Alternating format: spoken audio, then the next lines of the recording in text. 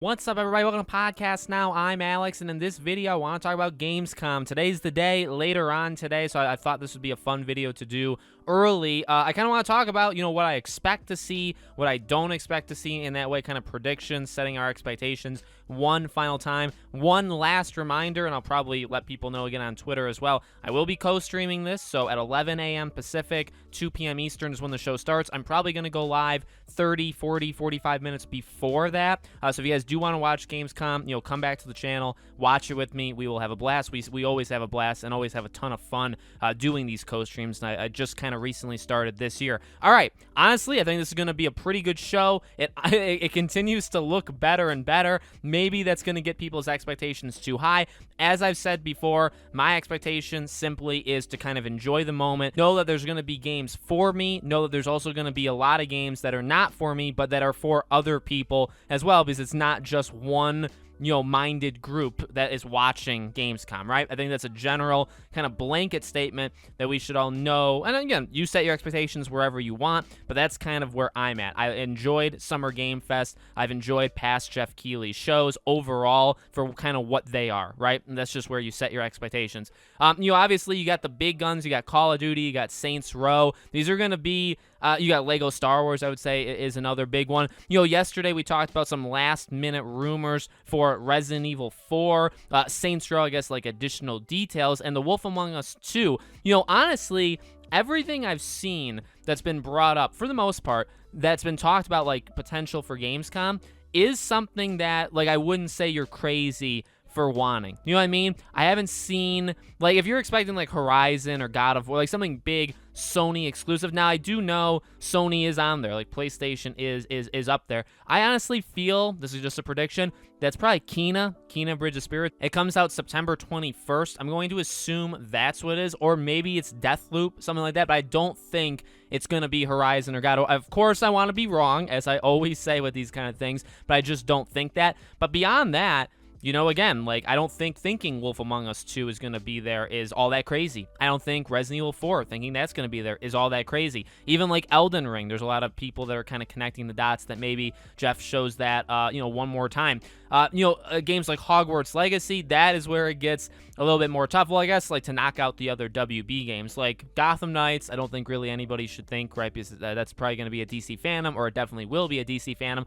Hogwarts Legacy, of course, we all want to see it. Myself, being the leader of the fan club, or like one of the proud members of the fan club, at least. But no, I really, I don't think that's going to be there. We'll have to see what the big things are, right? Because he already has announced, again, like Call of Duty, Lego Star Wars, Saints Row. Saints Row, to me, feels like one of the bigger things that's going to happen. But also, again, I understand maybe not everybody's a Call of Duty fan, and I'm not even a big Call of Duty fan, but you have to understand, showing that gameplay, like the first look of that is a big deal. It just flat out is. You could and you should probably consider it one of the bigger things that are going to be at Gamescom. So again, that's kind of where you set your expectations, right? Because it depends on, like, these big things, the big surprises that he's not talking about.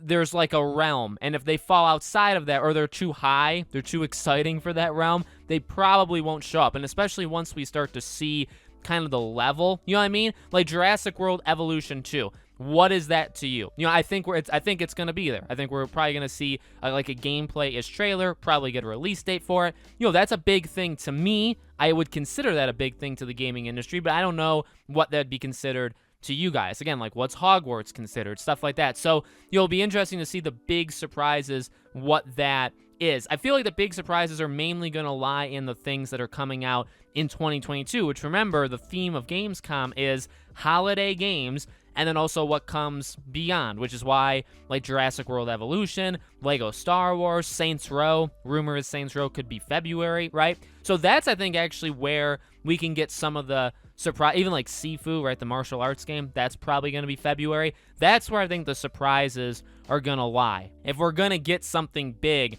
it could be, maybe it is a Horizon. Maybe Sony's like, you know what, forget our own show. We're just going to go to Jeff Keighley. I don't actually think that's going to happen. I think Sony would 100% want to do it on their own. I know I've pitched the idea of Witcher 3. I think a Witcher 3 next-gen upgrade is supposed to come out this fall/holiday, so probably like November, December. I think that makes perfect sense to show a Gamescom big Yeah, again, game that's been out for 6 years, sure, but it's a big game. Loads of people love it, myself included, right? I think that would kind of fit the theme of what they're doing. So, I think a lot of stuff is going to be there. I mean, they've gone through a list. There is a long list of, developers and publishers that are going to show up. Again, to be honest, there's not many crazy things that I've seen. Like, if you're expecting GTA 6, that you should not be thinking that. If you're expecting the next BioShock game, you should not be thinking, like, things like that. I would say that's the realm that we're not touching. Even a game like, or even if you think of EA games, right? EA is a big portfolio of stuff.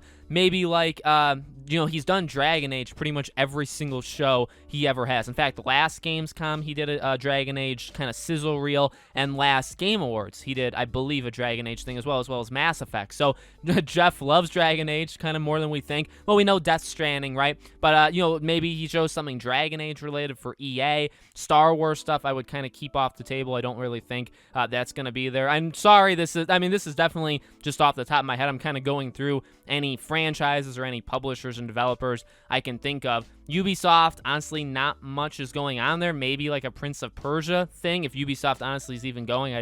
I actually forgot to even look. So, but again, like, that's kind of the realm we're talking about. I'm excited. I'm pumped. I really don't think, and this is a bold statement, I don't think I'm going to be let down all that much from Gamescom, because again, you got to get yourself in the right mindset for these Jeff Keighley shows. It's a show that you're going to enjoy some things, but again, and as I've said before, like, if you are a kind of person that only plays like 3 games a year, and you if you look to next year and you say, I'm only buying 1 game next year, shows like Gamescom and the Game Awards and Summer Game Fest, they are not shows for you. They're just not, because they're going to show so many games you don't care about, which is fine, by the way, and it's, I don't blame you for not being interested in every game, but that's just how they are, and that's how they're designed to be. So let me know what you guys think in the comments below. Any last-second predictions, any last-second hopes, all that kind of stuff.